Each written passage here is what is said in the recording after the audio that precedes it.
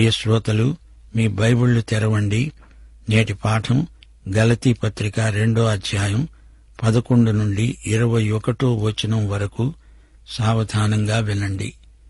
కేఫా అంతియొక్కయకు వచ్చినప్పుడు అతడు అపరాధిగా తీర్చబడ్డాడు గనుక నేను ముఖాముఖిగా అతణ్ణి ఎదిరించాను.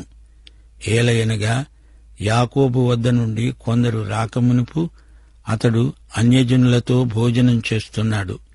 గాని వారు రాగానే సున్నతి పొందిన వారికి భయపడి వెనుక తీసి వేరైపోయాడు.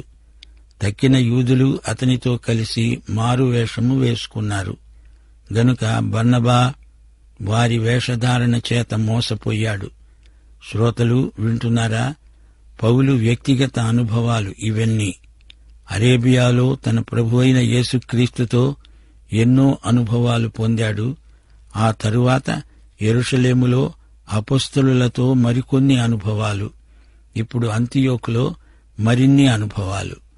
అనుభవాల వైవిధ్యంలో స్థితప్రజ్ఞులు మహానుభావులవుతారు. అంతియోకులో సంఘం ఎలాంటిది? అందులో అందరూ అన్యుల నుండి వచ్చిన వారే. కొందరు యూదులు కూడా ఉన్నారు. ఆదిమ సంఘాలు ఎలా పనిచేశాయనుకుంటున్నారు? ప్రభువు రాత్రి భోజనం అనగా ప్రభువు బల్ల సంస్కారానికి ముందు అందరూ చేరి ప్రేమ విందు చేసుకునేవారు. 1 కొరింథీ పత్రికలో ఈ ప్రేమ విందును గురించి పౌలు మాట్లాడాడు. ప్రథమ సంఘ క్రైస్తవులందరూ ఇలాంటి ప్రేమ విందులో తరచు పాల్గొనేవారు. ఈ విందు తరువాత ప్రభువు బల్ల సంస్కారం జరిగేది. అన్యులు రక్షించబడినప్పుడు వారికి ఒక సమస్య ఎదురైంది. యూదులు విగ్రహార్పితమైనది ఏదీ తినరు. అన్యులు అంతకు ముందు విగ్రహారాధికులు గదా. విగ్రహార్పితమైనవి తినే వాడుక వారికుంది. అంతేకాదు, మోషే ధర్మశాస్త్రంలో నిషిద్ధము అని చెప్పబడినవి అన్యులు తింటారు. పందిమాంసం మొదలుకొని అన్యులు అన్నీ తింటారు. వారు అలా జీవించారు, అలా పెరిగారు. యూద క్రైస్తవులకు ఇది అభ్యంతరం. అయితే ఈ అభ్యంతరాన్ని ఎలా తొలగించాలా అనేది నాయకులకు పెద్ద సమస్య అయి కూర్చుంది. అంతియోకులో 2 బల్లలు, 2 భోజన పంక్తులు ఏర్పడ్డాయి. యూదుల బల్ల ఒకటి, అది కోషేర్ బల్ల. అన్యుల బల్ల మరొకటి. పౌలు అన్యులతో సహపంక్తి భోజనం చేశాడు. పౌలు యూదుడే, అయినా అన్యులతో కలిసి భోంచేశాడు. మాంసం తిన్నా తినకపోయినా, ఏ తిండి తిన్నా దాన్ని బట్టి మన భక్తి జీవితం ఏమాత్రమూ మెరుగు కాదు, తరుగుబోదు. దేవుడు మన భోజన అలవాట్లనేమీ పట్టించుకోడు. తింటే తిను, మానితే మాను, అది దేవునికేమీ పట్టదు. పేతురు పౌలును చూడ్డానికి అంతియోకుకు వచ్చాడు. పేతురికిది కొత్త అనుభవం. పేతురు క్రైస్తవుడయ్యాడు, తాను యేసు శిష్యుడే. అయినా పేతురు నిషిద్ధమైన ఆహారము ఎన్నడూ తిన్నవాడు కాడు. అపవిత్రమని ధర్మశాస్త్రం చెప్పిందేదీ అతని నోట పడలేదు. యొప్పేలో పేతురు చూచిన దర్శనం దీన్ని గురించే. ప్రభూ, అపవిత్రమైనది ఏదీ ఇంతవరకు నేను ఎప్పుడూ తినలేదు అన్నాడు. దేవుడు పేతురును కొర్నేలి ఇంటికి తీసుకువెళ్లాడు. దుప్పటి దర్శనం పేతురు దృక్పథాన్ని పూర్తిగా మార్చివేసింది.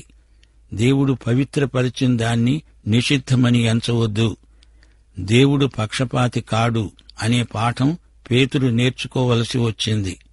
అపొస్తలుల కార్యములు 10వ అధ్యాయం 13 నుండి 15వ వచనం వరకు ఈ వృత్తాంతం రాయబడి ఉంది.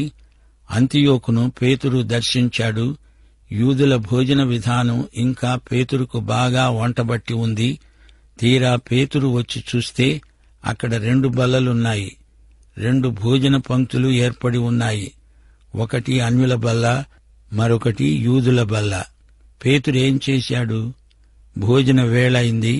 పేతురు కోషేరు బల్ల దగ్గరికి వెళ్లాడు. పౌలు అన్యుల బల్ల దగ్గరికి వెళ్లాడు. అన్యుల బల్ల మీద ఉన్నది తాను తినలేడు. సరే, భోజనాలైపోయాయి. పేతురు పౌలు అలా కలిసి నడిచి వెడుతున్నారు. పేతురు అన్నాడు, పౌలు, నీవు అన్యులతో కలిసి తిన్నావు. పౌలన్నాడు, అవును, అందులో తప్పేముంది? ఇద్దరి మధ్య ఘాటుగా చర్చ కొనసాగింది. ఇద్దరూ ఒక ఒప్పందానికి వచ్చారు. ఇద్దరూ అన్యులతో కలిసి ఒకే పంక్తిలో భోంచేశారు. ఆ మర్నాడు యెరూషలేము నుండి సంఘ పెద్దలు వచ్చారు. వారు యూదులలో నుండి వచ్చినవారు. వారికి భయపడి పేతురు తిన్నగా వెళ్లి కోషేరు పంక్తిలో కూర్చున్నాడు. పేతురును చూచి బర్నబా ఇంకా కొందరు యూద క్రైస్తవులు కోషేరు పంక్తిలోకి వచ్చి కూర్చున్నారు. ఈ సంగతి పౌలు పసికట్టాడు. వారు సువార్త సత్యము చొప్పున క్రమముగా నడుచుకోకపోవడం నేను చూచినప్పుడు అందరి ఎదుట నేను కేఫాతో చెప్పినదేమంటే, నీవు యూదుడివై ఉండి యూదుల వలె కాక అన్యుల వలెనే ప్రవర్తిస్తూ ఉండగా అన్యజనులు యూదుల వలె ప్రవర్తించాలని ఎందుకు బలవంతం చేస్తున్నావు? పేతురు, నీవే పంక్తిలో కూర్చున్నా ఏమీ కాదు. అన్యుల పంక్తిలో కూర్చుండి మాతో భోంచేస్తున్న నీవు ఎందుకు అకస్మాత్తుగా కోషేరు పంక్తిలోకి వెళ్లావు? యెరూషలేము సంఘ పెద్దలకు భయపడ్డావు గదూ? అంటే నీ ఉద్దేశం అన్యుల పంక్తి మంచిది కాదు, కోషేరు పంక్తి మంచిదనేనా? ఈ రెండిటిలో ఏది మంచి ఏది చెడు అనేదానికి నీ మనస్సాక్షిని నీవెందుకు తొక్కిపట్టావు? ఏమిటి వేషధారణ? యెరూషలేము నుండి వచ్చిన సంఘ పెద్దలెవరు? వీరు ధర్మశాస్త్రీయులు. క్రీస్తునందున్న తమ స్వాతంత్ర్యాన్ని కాదని తిరిగి యూదామత నియమానికి లోబడ్డాడు. అటు వెళ్లిపోతున్నాడు. ఈ విషయంలో పౌలు పేతురును గద్దించవలసి వచ్చింది. ఎవరు ఎలా తినాలనుకుంటే, ఏది తినాలనుకుంటే అదే తినవచ్చు. క్రైస్తవ స్వేచ్ఛ మనస్సాక్షిని స్వచ్ఛంగా తేటగా ఉంచుతుంది.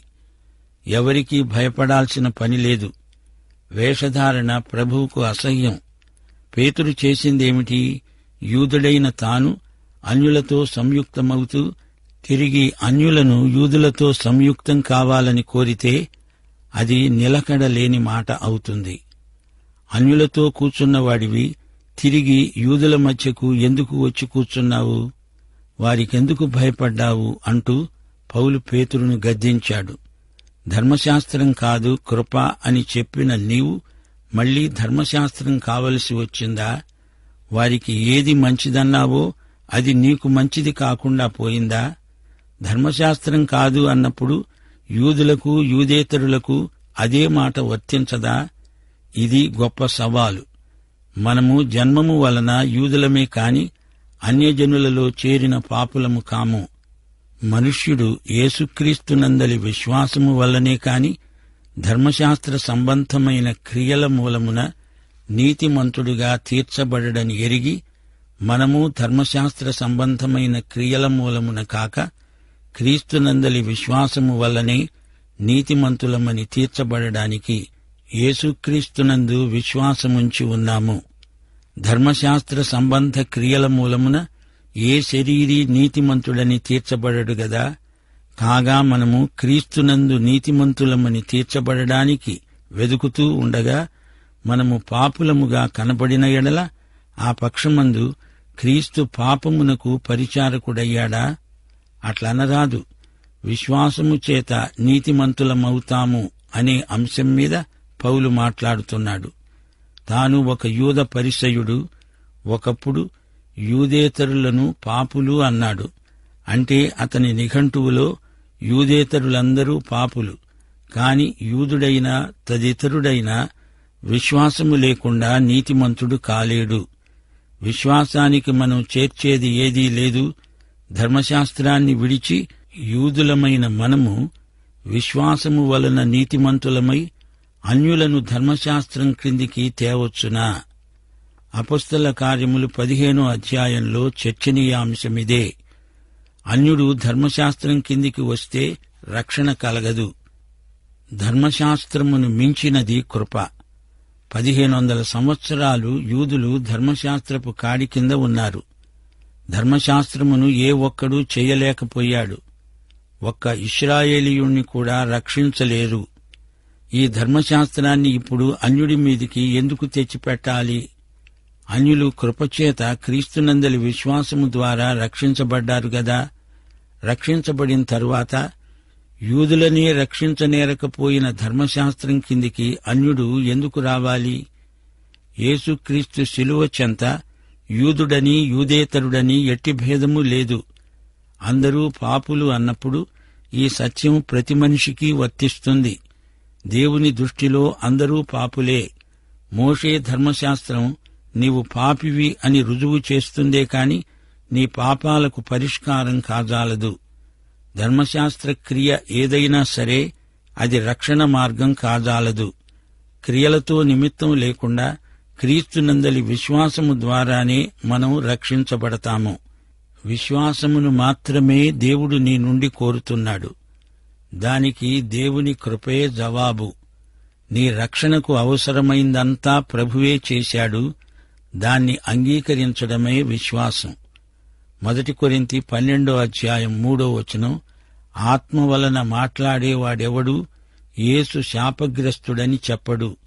పరిశుద్ధాత్మ వలన తప్ప ఎవడూ యేసు ప్రభువు అని చెప్పలేడు. యేసు మన రక్షణ కార్యమంతా చేసి ముగించిన వాడై పరలోకములో కూర్చున్నాడు. హెబ్రీ పత్రిక 1:3 పాపముల విషయములో శుద్ధీకరణము తానే చేసి దేవదూతల కంటే ఎంత శ్రేష్టమైన నామము పొందాడో వారికంటే అంత శ్రేష్టమైన ఉన్నత లోకమందు మహామహుడైన దేవుని కుడిపార్శ్వమందు కూర్చున్నాడు. పరిశుద్ధాత్మ చెప్పేది చూపేది ఇదే. యోహాను సువార్త 16:13-14 వరకు సత్యస్వరూపి అయిన ఆత్మ వచ్చినప్పుడు మిమ్ములను సర్వసత్యములోనికి నడిపిస్తాడు. ఆయన తనంతట తానే ఏమీ బోధించక వేటిని వింటాడో వాటిని బోధించి సంభవించబోయే సంగతులను మీకు తెలియచేస్తాడు గనుక నన్ను మహిమపరుస్తాడు. ప్రియ శ్రోత, నీవు క్రీస్తు దగ్గరికి వచ్చినప్పుడు నీకు ఈ జీవితములో ఏది అవసరమో అదంతా ఇచ్చాడు. ఆయన మన జీవితానికి పర్యవేక్షకుడు. పరిశుద్ధాత్మ వరాలు ఆయనే మనకిచ్చినవాడు. ప్రభువైన యేసుక్రీస్తు సంఘానికి శిరస్సు. క్రీస్తునందు మనకు సమస్తమూ లభించింది. క్రీస్తే అల్ఫా ఒమేగా. ఆయన ఆమేన్ అనబడినవాడు. నీవు ఆమేన్ అన్నావంటే చెప్పాల్సింది చెప్పావు, చేయాల్సింది చేశావు అని అర్థం. క్రీస్తు మన కోసం చేయవలసిందంతా చేశాడు. ధర్మశాస్త్ర క్రియల వల్ల ఎవ్వడూ నీతిమంతుడు కాలేడు. యేసుక్రీస్తునందలి విశ్వాసము వలన నీతిమంతుడవుతాడు. విశ్వాసానికి చేర్చేది ఏమీ లేదు. పౌలంటున్నాడు, మనమంతా యేసుక్రీస్తునందు విశ్వాసులం, నీతిమంతులముగా తీర్చబడతాము. మనము అని పౌలు అంటున్నాడంటే ఇశ్రాయేలీయులందరూ అని అర్థం. పౌలుగాని అతని ప్రజలుగాని ధర్మశాస్త్రాన్ని విడిచి క్రీస్తు దగ్గరికి రావాలి. క్రీస్తునందలి విశ్వాసము ద్వారా నీతిమంతులవ్వాలి.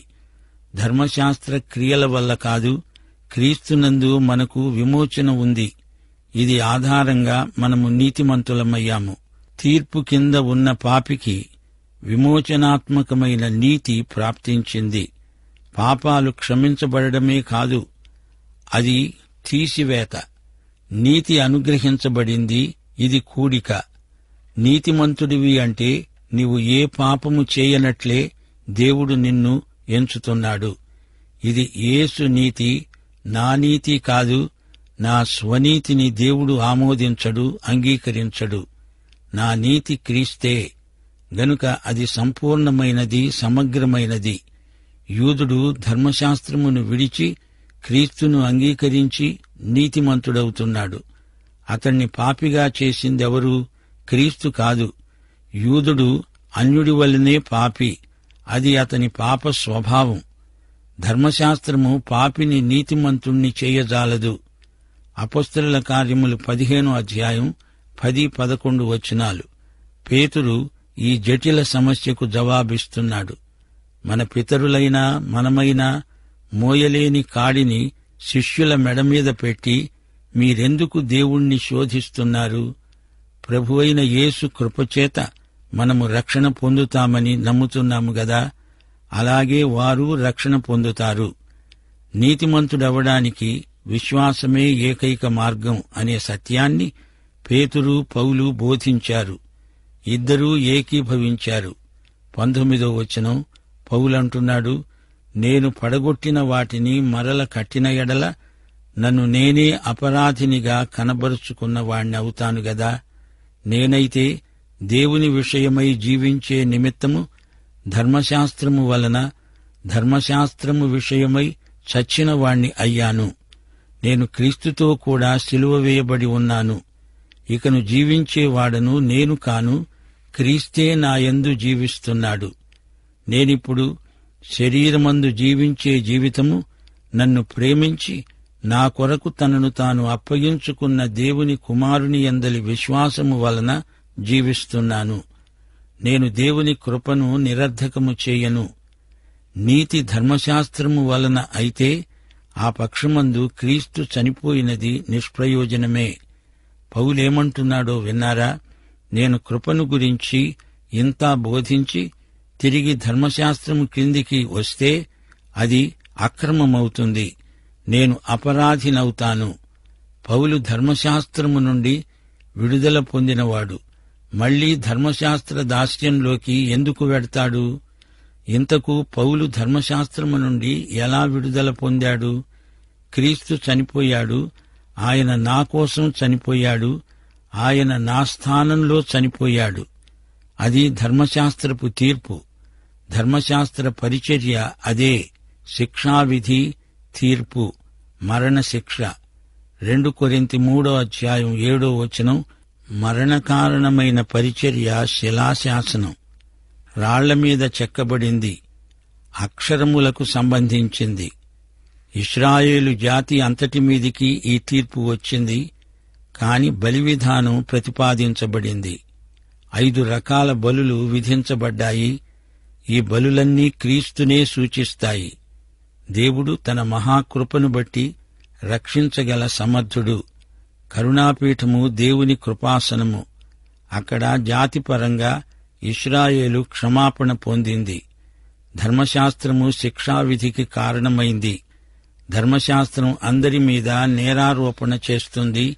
అయితే క్రీస్తు బలిని బట్టి ధర్మశాస్త్రము విషయములో చచ్చిన వారమయ్యాము. ధర్మశాస్త్రం విషయంలో మనం బాధ్యులము కాము. ధర్మశాస్త్రం నన్ను చంపింది, క్రీస్తు నన్ను బ్రతికించాడు. క్రీస్తు నా పట్ల చేసింది ధర్మశాస్త్రం చేయలేకపోయింది.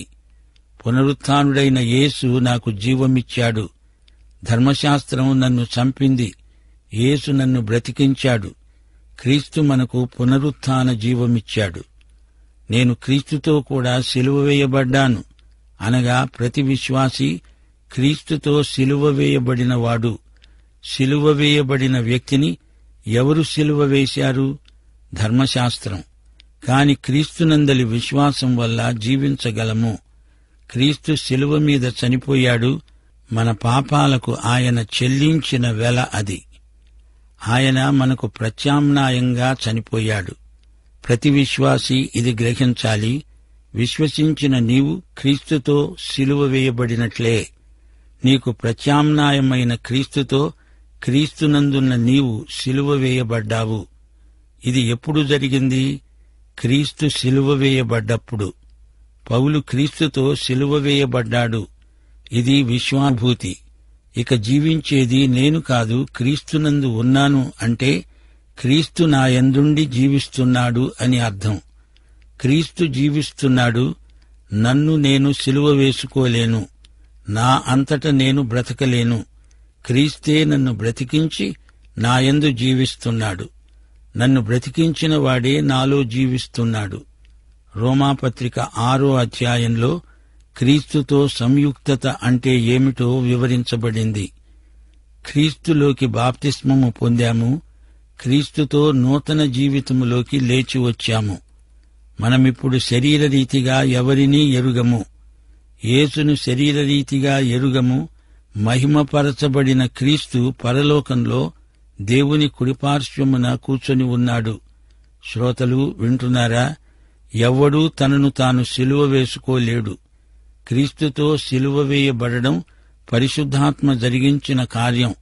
సిలువ వేయబడిన యేసుతో సంయుక్తత పునరుత్థానుడైన యేసుతో సంయుక్తతకు నడిపిస్తుంది. ఈ క్రీస్తు శరీరములో ఉన్నప్పటి క్రీస్తు కాదు, చనిపోయి తిరిగి లేచిన క్రీస్తు, మహిమపరచబడిన క్రీస్తు. నేను క్రీస్తుతో కూడా సిలువ వేయబడ్డాను, జీవిస్తున్నాను. అయినా జీవించేది నేను కాను, జీవించేది నాలో ఉన్న క్రీస్తే. యేసు ఇక్కడ నాకోసం చనిపోయాడు. నేను క్రీస్తునందు అక్కడ పరలోకంలో జీవించగలను. ఇక్కడ ఆయన నాతో జీవిస్తున్నాడు, నాలో జీవిస్తున్నాడు. శరీరమందు నేను ఇక్కడ జీవించే జీవితము దేవుని కుమారుని యందలి విశ్వాసము వల్ల జీవిస్తున్నాను. మరి ఇది ఎలాంటి జీవితం? విశ్వాస జీవితం. విశ్వాసము ద్వారా రక్షించబడిన జీవితం, జీవనం. ఇది ఆత్మయందు జీవించే జీవితం. నన్ను ప్రేమించి నా కొరకై తనను తాను అప్పగించుకున్న క్రీస్తునందలి విశ్వాస ఫలితమే ఈ నా జీవితం. క్రీస్తు నన్ను ప్రేమించాడు, అంతేకాదు తనను తాను నా కోసం ఇచ్చివేసుకున్నాడు. ఆయన ప్రేమ మరణమంత బలమైనది. క్రీస్తు యేసునందు నిత్య జీవం, ఇది కృపావరం. ఈ వరం విశ్వాసంతో స్వీకరించాలి. ఈ వరమిచ్చే యేసుక్రీస్తునందు నీకు సంపూర్ణ విశ్వాసముంది. నిత్యజీవ వరం పుచ్చుకోవడానికి నీకెంతో విశ్వాసముండాలి. నేను క్రీస్తుతో కూడా సిలువ వేయబడి ఉన్నాను అని పౌలు అంటున్నాడు. అసలు పౌలు యేసు సిలువ వేతను చూచాడా? పౌలు పరిసయ్యుడు. యేసును సిలువ వేయించింది పరిసయ్యులే. సంఘమును హింసించటంలో ఈ పౌలు పాత్ర ఎంతో ఉంది. అప్పుడు పౌలు యేసును ద్వేషించిన పరిసయ్యుడు, మతనాయకుడు. యెరూషలేములో గమలీయేలు పాదాలు చెంత కూర్చుండి ధర్మశాస్త్ర అధ్యయనం చేసినవాడు. యేసు సిలువ వేయబడినప్పుడు పౌలు కూడా చూచి ఉంటాడనుకోవడానికి ఆధారాలున్నాయి. సిలువవేత సమయంలో పరిసయ్యులు యేసును అపహాస్యం చేశారు. సిలువ మీది నుండి దిగిరా అని సవాలు చేశారు. పరిసయ్య నాయకులందరూ యేసు సిలువ శ్రమలను స్వయంగా చూచారు.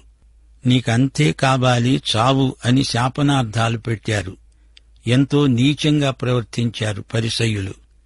ఆ గుంపులో పౌలు కూడా తప్పకుండా ఉండి ఉంటాడు.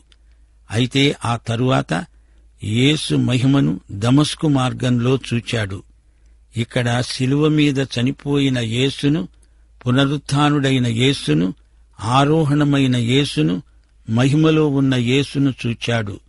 అనుకున్నాడు, అయ్యో, నేను ఈ సిలువ వేయబడిన యేసును తోలనాడాను, ఆయనను తిట్టాను, విద్వేషం వెళ్లగక్కాను. అయితే ఆయన నన్ను ప్రేమించాడు, నాకోసమై తనను తాను ఇచ్చివేసుకున్నాడు. ఆయన నాకోసం బలియాగమైపోయాడు. నేను పాపులలో ప్రధానుణ్ణి అంటూ పశ్చాత్తప్త హృదయంతో సాక్ష్యమిచ్చాడు. ప్రియశ్రోత, వింటున్నావా? నీవాయనను ఈ రోజున తిరస్కరిస్తే, ధిక్కరిస్తే, ఆయన పవిత్ర రక్తాన్ని కాళ్ల కింద తొక్కితే దమస్కు మార్గం లాంటి అనుభవం నీకు అవసరమవుతుంది. లూకాసు వార్త 23:34 యేసు ఇలాంటి వారిని ఉద్దేశించే ప్రార్థించాడు. తండ్రి, వీరేమి చేస్తున్నారో వీరెరుగరు, వీరిని క్షమించు. నీవాయన్ను ద్వేషిస్తున్నావా? అయినా ఆయన నిన్నెంతో ప్రేమిస్తున్నాడు. నీకోసం తనను తాను ఇచ్చివేసుకున్నాడు. పాపులను రక్షించడానికి మరో మార్గమేదైనా ఉంటే క్రీస్తు శిలువ మరణం నిరర్ధకమైనట్లే కదా. ధర్మశాస్త్రము గాని, మతం కాని, మరే విధానం కాని పాపుల రక్షణకు ఏమాత్రమూ పనికిరాదు. యేసు శిలువ, శిలువ మీది యేసు మాత్రమే ఏకైక రక్షణ మార్గం. దేవుడు తన కుమారుణ్ణి మన రక్షణార్థమై శిలువ మీద చనిపోవడానికి ప్రత్యేకంగా పంపాడు. ఆయన నా కోసం, నీ కోసం, ప్రతి ఒక్కరి కోసం బలియాగమైపోయిన రక్షక ప్రభువు. శ్రోతలు, మరచిపోకండి, క్రీస్తుతో చనిపోయిన వారే దేవుని దృష్టిలో సజీవులు. ప్రియ శ్రోత, నీవి యేసుక్రీస్తును స్వకీయ రక్షకుడుగా ఎరుగుదువా? పాఠం ఇంతటితో సమాప్తం.